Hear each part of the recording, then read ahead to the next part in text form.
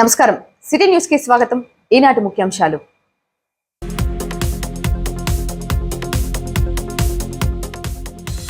జీవి మక్కెన సమక్షంలో వైసీపీని వీడి టీడీపీలో చేరిన 4 కౌన్సిలర్లు.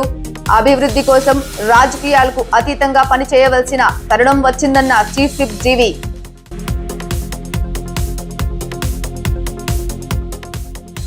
వినుకొండ సిపిఎం పార్టీ కార్యాలయంలో మాజీ రాజ్యసభ సభ్యులు ఇనుమల్లి మధు మీడియా సమావేశం. శంకుస్థాపనలు చేస్తున్నారే గాని ప్రాజెక్టుకు మోక్షం రావటం లేదంటూ ప్రభుత్వంపై మండిపాటు. వణికుంటలో అగ్ని ప్రమాద బాధితులను పరామర్శించిన జీవి మక్కెన. శివశక్తి ఫౌండేషన్ తరఫున బాధితులకు ఆర్థిక సాయం అందజేసిన చీఫ్ విప్ జీవి.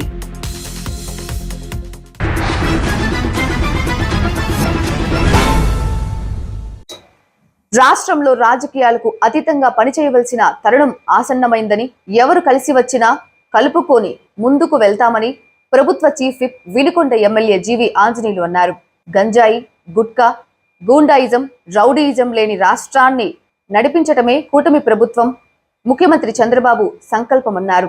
అభివృద్ధికి సహకరించే వారికి అండగా ఉంటామని, నమ్మకంతో పార్టీలో చేరుతున్న వారందరినీ అక్కున చేర్చుకుంటామని స్పష్టం చేశారు.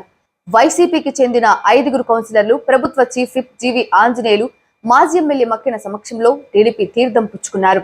జీవి వారికి కండువలు కప్పి పార్టీలోకి ఆహ్వానించారు. స్వచ్ఛందంగా పార్టీలోకి వచ్చిన వారందరికీ సముచిత స్థానం కల్పిస్తామన్నారు.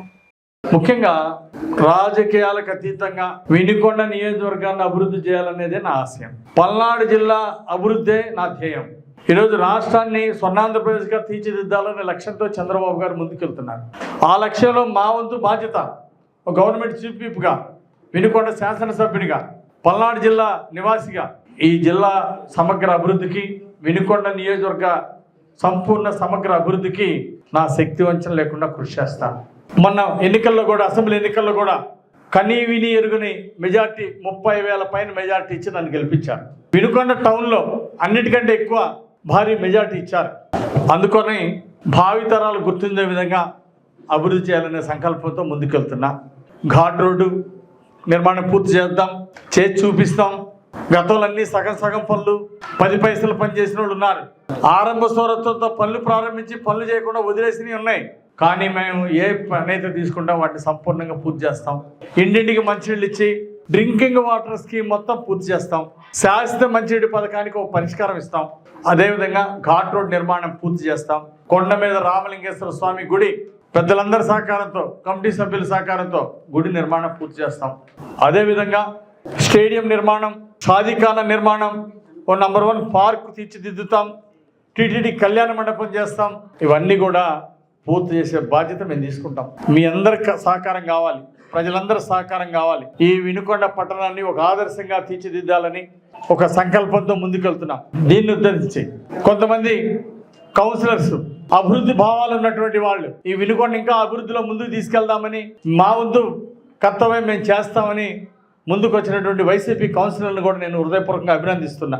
ఈరోజు అభివృద్ధి కోసం అందరూ చేయి కలిపి ముందుకెళ్లాల్సినటువంటి అవసరం ఉంది. దానికోసం ఈరోజు ముందుకు వచ్చినటువంటి కౌన్సిలర్స్ని నేను అభినందిస్తున్నా. అంజలి గారు 20వ వార్డు కౌన్సిలర్ గారు, వారికి గట్టిగా చప్పట్లు కొట్టి అభినందనలు తెలియజేయాలని కోరుతున్నా.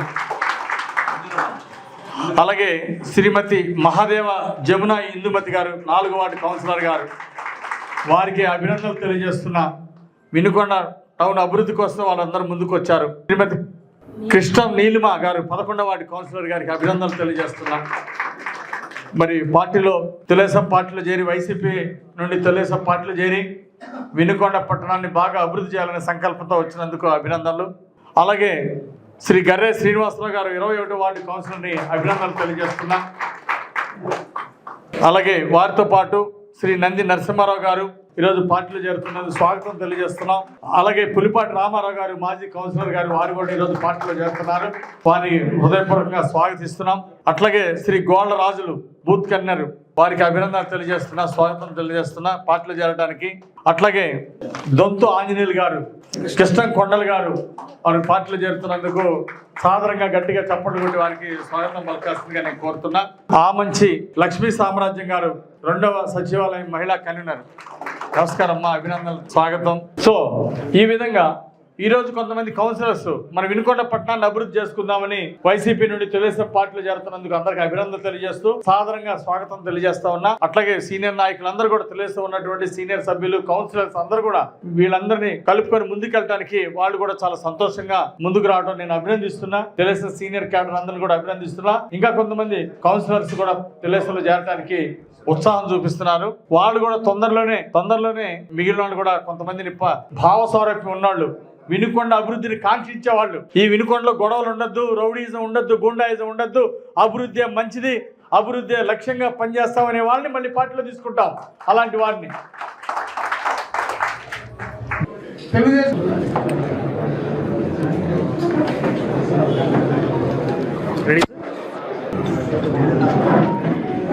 మరి పార్టీలో చేరినటువంటి కౌన్సిలర్ అందరూ కూడా ఒకసారి వస్తే చంద్రబాబు నాయుడు గారి నాయకత్వం వర్ధిల్లాలి, నారా లోకేష్ గారి నాయకత్వం, టీవీ ఆదిల్ గారి నాయకత్వం వర్ధిల్లాలి, టీవీ ఆదిల్ గారి నాయకత్వం. అంతర్జాతీయ అవార్డులు అందుకుంటున్న ప్రముఖ చిత్రకారుడు వజ్రగిరి జస్టిస్ కు అభినందనలు వెల్లువెత్తుతున్నాయి.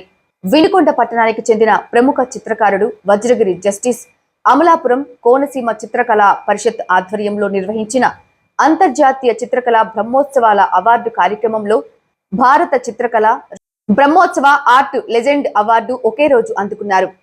వినుకొండ ఖ్యాతిని రాష్ట్ర నలుమూలలకు చేర్చిన జస్టిస్ కు పుర ప్రముఖులు, చిత్ర కళాకారులు, ఉపాధ్యాయ సంఘాలు, పాస్టర్లు, స్నేహితులు, బంధువులు అభినందనలు తెలిపారు.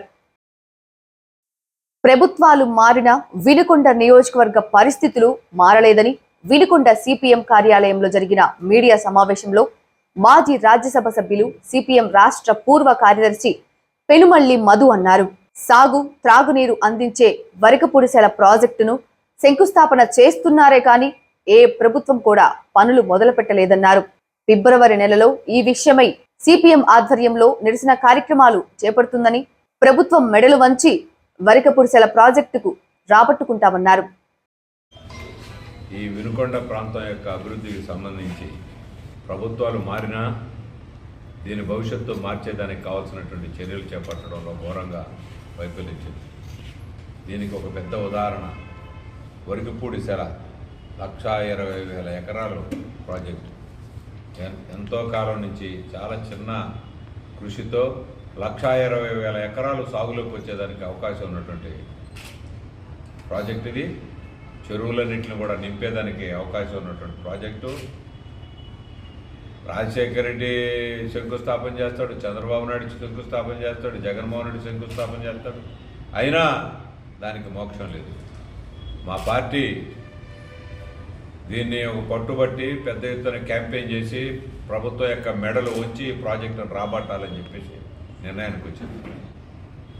ముందు పర్యటన చేస్తాం, సదస్సు పెడతాం, పెద్ద ఎత్తున రైతాంగాన్ని ర్యాలీ చేసి ప్రభుత్వం మీద ఒత్తిడి తీసుకొచ్చి వెంటనే ఈ ప్రాజెక్టుని చేపట్టేటట్టుగా చాలా ప్రాజెక్టులు, కొత్త ప్రాజెక్టులు బొల్లాపల్లి అంటారు, 84,000 కోట్ల రూపాయలు అంటారు, ఇంకో ప్రాజెక్ట్ అంటారు. కానీ చాలా కాలం నుంచి వరకపూడిసెల అనేటువంటి ప్రాజెక్టు ఏదైతే పెండింగ్లో ఉన్నదో ఆ ప్రాజెక్టు ఊసే ఎత్తడం మానేశారు.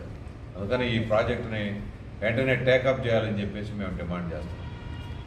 75 కిలోల బస్తా 1,740 రూపాయలు రావాల్సినటువంటి దాన్ని ఈరోజు రైతులు 1,400, 1,450, 1,500 లోపల అమ్ముకుంటున్నారు. వ్యవసాయ సీజన్లో ముందు కొంత లెక్క ఏరియా మాసూలు అవుతాయి. ఇప్పుడు ఇక్కడ కొద్దిగా ఆలస్యంగా వస్తుంది ధాన్యం. ఆలస్యంగా వచ్చిన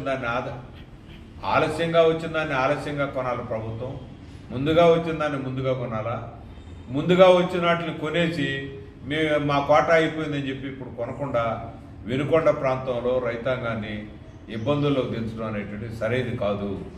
వెంటనే ప్రభుత్వం, జిల్లా కలెక్టరు, జిల్లా అధికారులందరూ కూడా ప్రభుత్వం మీద ఒత్తిడి తీసుకొచ్చి ఈ 10,000 మెట్రిక్ టన్నులు కూడా 1,740 రూపాయల చొప్పున ప్రభుత్వం రేటుకి ఇక్కడ కొనేదానికోసం చర్యలు చేపట్టాలని చెప్పి మేము డిమాండ్ చేస్తాం. సూపర్ 6 అని చెప్పి పేరు పెట్టారు వాటికి. ఈ సూపర్ 6లో ఒక 6 ఏంటంటే 20,000 రూపాయలు రైతుకి 20,000 రూపాయలు రైతుకి వ్యవసాయ పెట్టుబడి కింద ఇస్తామని చెప్పేసి చంద్రబాబు చెప్పాడు. ఇప్పుడు 7 నెలలు అయింది, పెండింగ్లో ఉన్నది. ఎప్పుడు అమలు జరుపుతాడో అర్థం కాని పరిస్థితి ఉంది. జగన్మోహన్ రెడ్డి అడ్డగోలుగా ₹2.46 సిక్కితో విద్యుత్ ఒప్పందం చేసుకున్నాడు. దానికి ఇప్పటికే ఆందోళన చేస్తున్నాం. రేపు రాబోయే రోజుల్లో వెంటనే ఇక్కడ ఈ వరికిపూడి సెల అనేటువంటి ప్రాజెక్టుని ఇమీడియట్గా టేకప్ చేయాలని చెప్పేసి మేము ఉద్యమ కార్యాచరణని ప్రకటిస్తాం.